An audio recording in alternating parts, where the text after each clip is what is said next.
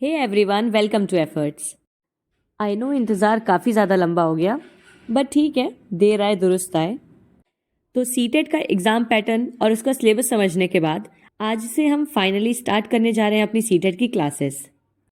And trust me, ये जो पहली क्लास है सीटेट की, इसमें मैं आपके लिए ऐसे टॉपिक्स लेके आई हूँ जो आप पूरे यूट्यूब पे कहीं भी ढूंढ के दिखा दीजिए तो मैं मानूँ। तो सीटेट के पोर्शन में से चाइल्ड डेवलपमेंट एंड पेडागोजी का ये हमारा पहला क्लास है। इसमें हम पढ़ेंगे इम्पॉर्टेंट टर्म्स। इम्पॉर्टेंट टर्म्स यानी कि पूरे सीटेट में जितने भी ऐसे वर्ड्स होते हैं जिनके बारे में डायरेक्टली क्वेश्चंस पूछे जाते हैं, उन सारे वर्ड्स और उनके मीनिंग्स मैं लेकर आई हूँ। सो आपको बस ये सारे वर्ड्स याद रखने हैं, समझना है, क्योंकि इन वर्ड से डायरेक्टली आपको क्वेश्चन पूछा जाता है। तो चलिए वीडियो को स्टार्ट करते हैं हम बिना टाइम वेस्ट किए और जानते हैं चाइल्ड डेवलपमेंट एंड पेडागोजी के important terms.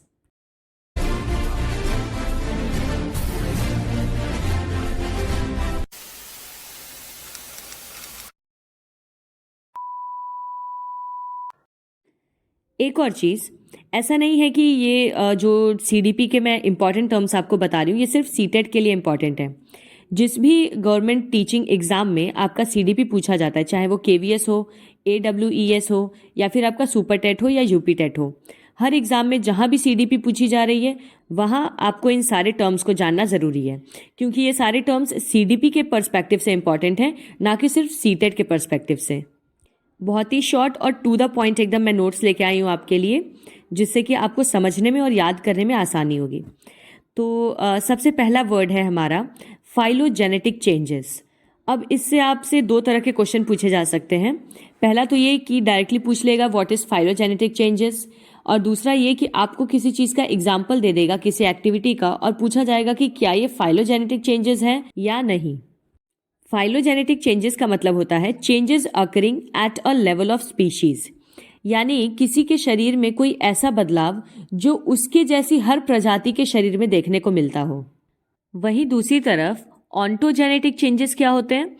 Changes occurring at level of individual, यानी किसी भी जीव के शरीर में आने वाले ऐसे बदलाव जो सिर्फ उसी के शरीर तक सीमित हैं, यानी वो बदलाव उसके पूरी प्रजाति को प्रभावित नहीं कर रहे हैं। चलिए एग्जाम्पल से समझते हैं हम फाइलोजेनेटिक और ऑन्टोजेनेटिक चेंजेस में डिफरेंस। जैसा कि हमें पता है कि इंसानों के पूर्वज पहले बंदरों की तरह झुककर चला करते थे और धीरे धीरे वो सीधे खड़े होकर चलने लगे। तो इस तरह का बदलाव जिससे कि पूरी प्रजाति पे असर पड़े और पूरी प्रजाति में वो बदलाव देखने को मिले, ऐसे चेंजेस को हम कहते हैं फाइलोजेनेटिक चेंजेस। वहीं दूसरी तरफ अगर किसी एक्सीडेंट की वजह से किसी इंसान का शरीर का कोई अंग कट जा रहा है, जैसे कि उंगली, तो अब ऐसा तो नहीं है कि उसके बाद आने वाली हर पीढ़ी की उंगली कटी हुई होगी, या फिर सारे इंसान अब कटी हुई उंगली के साथ पैदा होंगे। तो ऐसे चेंजेस जो सिर्फ इंडिविजुअल तक ही लिमिटेड होते हैं, ऐसे चेंजेस को हम कहते हैं ऑन्टोजेनेटिक चेंजेस। नेक्स्ट अगेन हमारे पास दो ऐसे टर्म्स हैं जिनके बीच में कंपैरिजन पूछा जाता है। एक है मोनोजाइगोटिक और दूसरा है डाइजाइगोटिक। मोनोजाइगोटिक और डाइजाइगोटिक समझने से पहले आपको ये जानना जरूरी है कि जाइगोट क्या होता है। तो जाइगोट एक सेल होता है जो कि ओवम और स्पर्म के फ्यूजन से बनता है, यानी जब स्पर्म ओवम को फर्टिलाइज कर देता है तो वो दोनों मिलकर जाइगोट फॉर्म करते हैं और वही जाइगोट धीरे धीरे डेवलप होकर बेबी बनता है। मोनो वर्ड का मतलब होता है वन और डाई वर्ड का मतलब होता है टू। तो मोनोजाइगोटिक क्या होता है?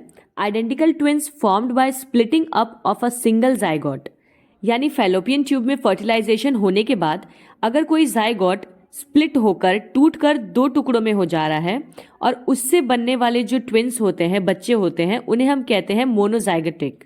और मोनोजाइगोटिक ट्विंस को आइडेंटिकल ट्विंस भी कहते हैं, यानी ये वो बच्चे होते हैं जो दिखने में एकदम एक जैसे होते हैं।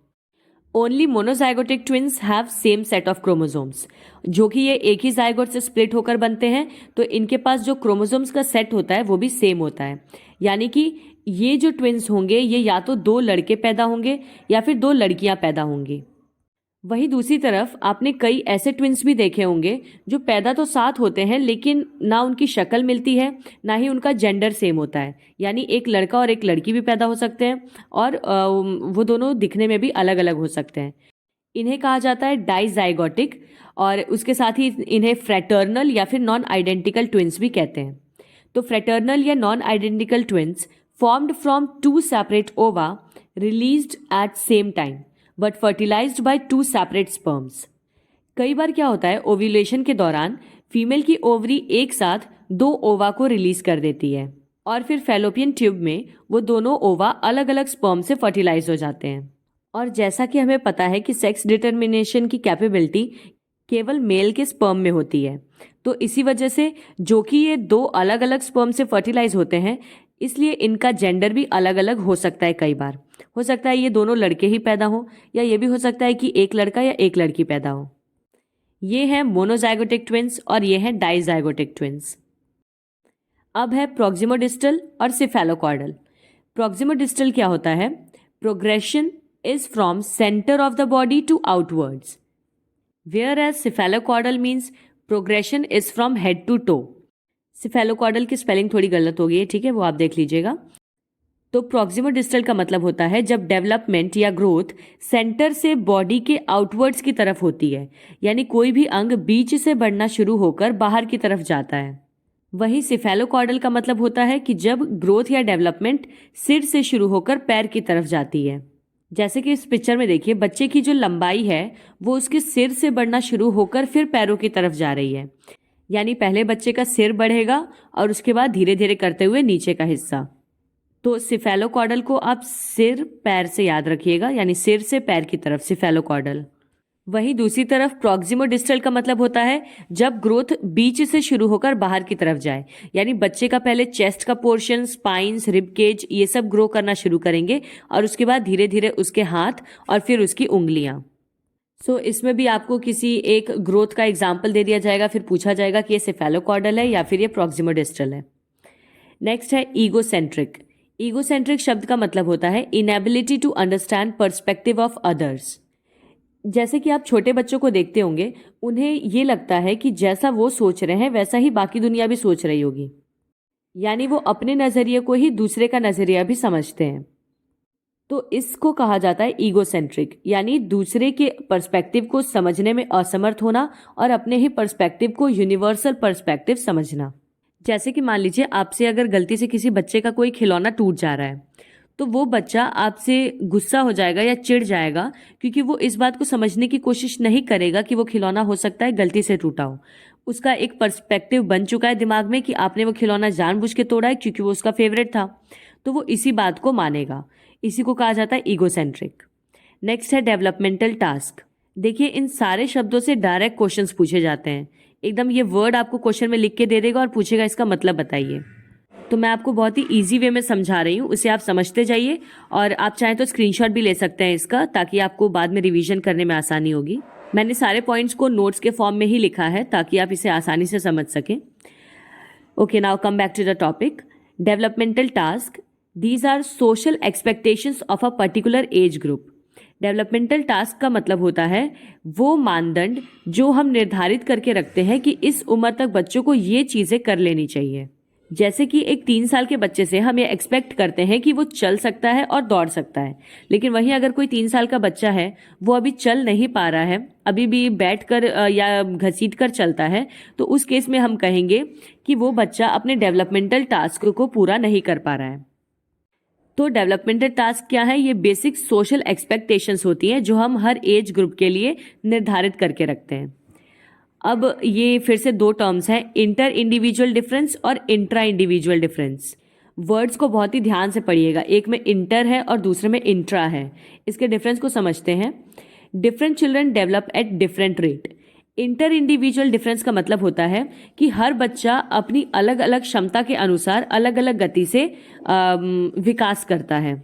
जैसे कि कुछ बच्चे होते हैं जो 9 महीने पे ही चलना शुरू कर देते हैं, वहीं कुछ बच्चों को चलने में 1 साल या 1.5 साल का भी समय लग जाता है। तो सभी बच्चों के विकास की गति में जो ये अंतर होता है, इसे हम कहते हैं इंटर इंडिविजुअल डिफरेंसेस। और इंट्रा इंडिविजुअल डिफरेंस का मतलब होता है rate of development in a child can vary from one domain of development to the other. तो पहली बात तो ये समझ लीजिए, जो शब्द है इंट्रा या मेटा, इसका मतलब होता है स्वयं यानी खुद। इंटर इंडिविजुअल में हम 2 अलग अलग बच्चों के बीच में कंपैरिजन कर रहे थे। जबकि इंट्रा इंडिविजुअल में क्या है कि एक ही बच्चे के अंदर उसके जो वेरियस डोमेन्स है डेवलपमेंट के वो अलग अलग हो सकते हैं। यानी हो सकता है उसकी फिजिकल ग्रोथ जो है या फिजिकल डेवलपमेंट वो तेजी से हो रहा हो, वहीं दूसरी तरफ उसका मेंटल डेवलपमेंट धीरे हो रहा हो, या वो सोशलाइज आसानी से कर पा रहा हो जबकि उसका इमोशनल डेवलपमेंट जो है वो बहुत ही ज़्यादा खराब तरीके से हो रहा हो। तो एक ही बच्चे में जो विकास है वो अलग अलग गति से हो रहा है, इसको हम कहते हैं intra individual. Developmental psychology, it studies intra individual changes. अब ये जो इंट्रा इंडिविजुअल हमने पढ़ा, यानी एक बच्चे के अंदर जितने भी विकास के पैमाने हैं और वो हर पैमाना अलग अलग गति से विकास कर रहा है, इसी के बारे में जो पढ़ाई होती है, इसी का जो अध्ययन होता है, इसे हम कहते हैं डेवलपमेंटल साइकोलॉजी। यानी बच्चे के अंदर होने वाले विकास के दरों को हम समझने या जानने की कोशिश करते हैं। अच्छा, दो शब्द होते हैं, एक होता है सिंपैथी और दूसरा है एम्पैथी। सिंपैथी को हम हिंदी में कहते हैं सहानुभूति और एम्पैथी को हिंदी में कहते हैं समानुभूति। शब्दों पे ध्यान दीजिएगा, मैंने इसे हाईलाइट भी इसलिए किया है क्योंकि ये काफ़ी ज़्यादा मिलते जुलते शब्द हैं। सिंपैथी का मतलब होता है जब आप किसी के दुख या दर्द के तरफ सहानुभूति दिखाते हैं कि मतलब अगर उसे दुख है तो ठीक है, मुझे भी उसके लिए बुरा लग रहा है। और एम्पैथी का मतलब होता है समानुभूति, यानी कि किसी के दुख या तकलीफ को आप अपने दुख और तकलीफ की तरह इमेजिन करके उनसे सिमिलैरिटी दिखा रहे हैं। मतलब सिर्फ सिंपैथी नहीं है आपको उनसे, आपको उनके दर्द से एम्पैथी है, यानी एकदम सिमिलर फीलिंग है। तो सिंपैथी और एम्पैथी में से हमेशा एम्पैथी को आपको प्रायोरिटी देनी है। फिर है spatial knowledge, knowledge of location of objects और डायरेक्शंस। यानी किसी भी चीज़ की दिशा या उसकी जगह, स्थान, इन सब चीज़ों के बारे में जो नॉलेज होती है उसे हम स्पेशियल नॉलेज कहते हैं, या स्पेशियल नॉलेज भी आप कह सकते हैं। फिर है इंट्रा पर्सनल नॉलेज। जैसे कि मैंने आपको बताया, इंट्रा शब्द का मतलब होता है सेल्फ, तो इंट्रा पर्सनल नॉलेज का मतलब है नॉलेज ऑफ सेल्फ। जब आपको खुद के बारे में ज्ञान होता है, यानी जब आप अपने आप को अच्छे से समझ पाते हैं, तो उसी को कहा जाता है इंट्रा पर्सनल नॉलेज। मेटाकॉग्निशन का मतलब होता है understanding of one's own thought process. जब आप अपने सोचने की प्रक्रिया को समझ लेते हैं तो उसे मेटाकॉग्निशन कहते हैं। देखिए, इंट्रापर्सनल नॉलेज और मेटाकॉग्निशन में डिफरेंस क्या है।